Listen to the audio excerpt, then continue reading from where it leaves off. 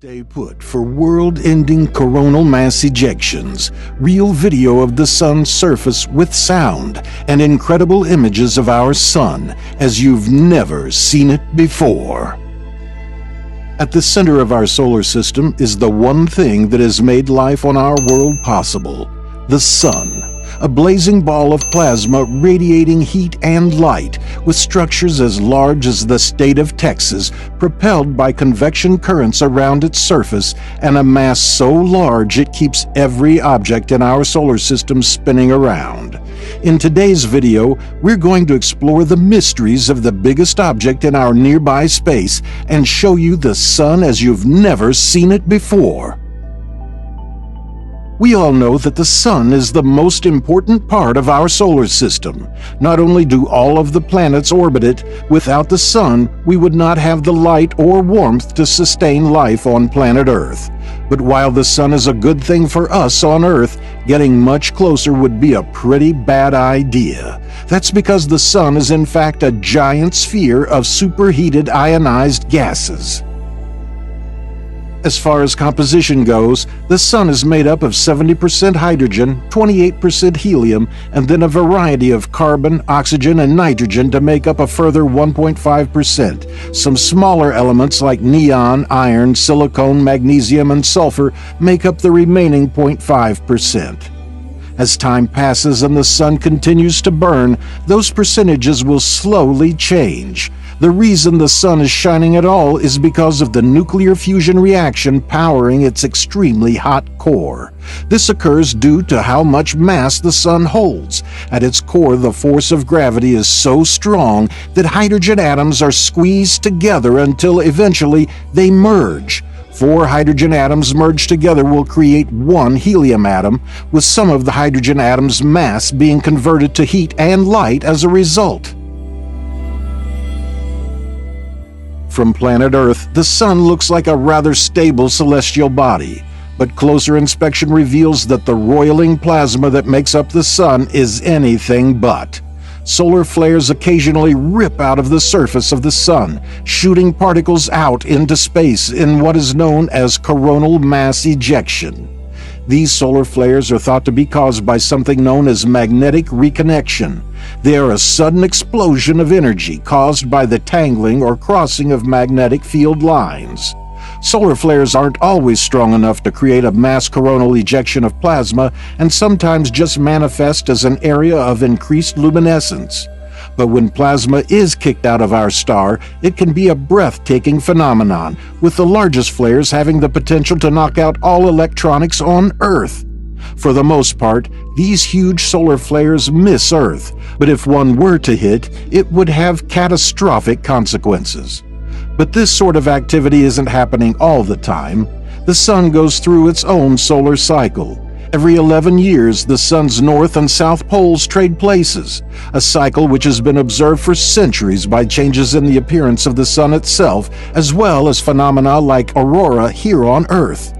Over the course of this 11-year cycle, activity on the sun can be observed in a state of synchronized fluctuation. Solar flares, coronal mass ejections, sunspots, coronal loops, and even the level of solar radiation are all tied to these 11-year cycles. The peaks and dips in this cycle are called the solar maxima and solar minima.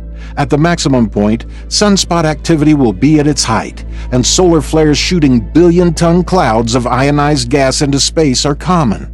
On Earth, this means we will see many more aurora as the ejected particles from the sun collide with our atmosphere in a dazzling display. Space agencies, however, have to be on high alert. Radiation storms hurled out by the sun across the wilds of space may be beautiful from the ground, but they can be dangerous to astronauts in orbit.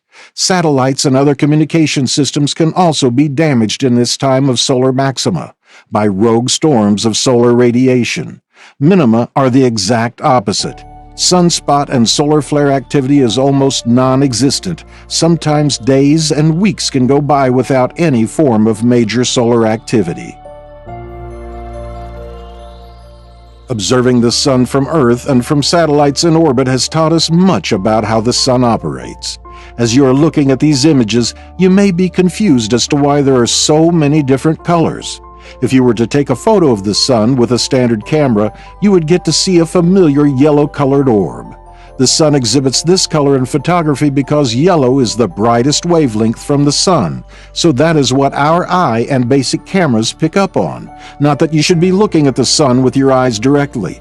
The truth of the matter is that the sun emits light in all colors, right across the spectrum.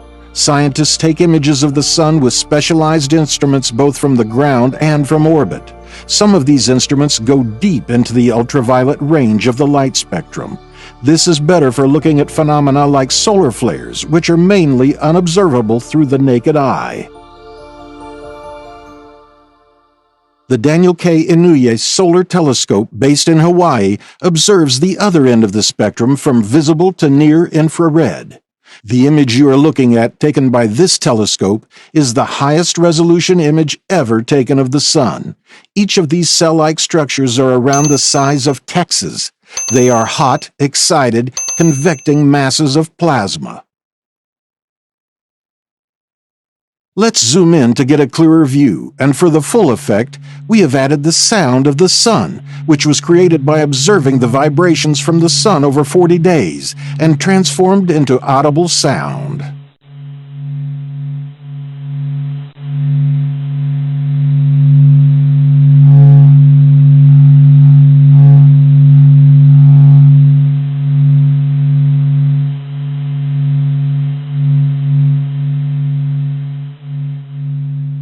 The sun is both a provider, yet also a destroyer.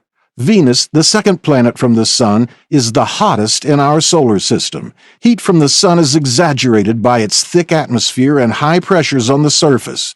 But did you know that we have actually landed on Venus and taken images of the surface?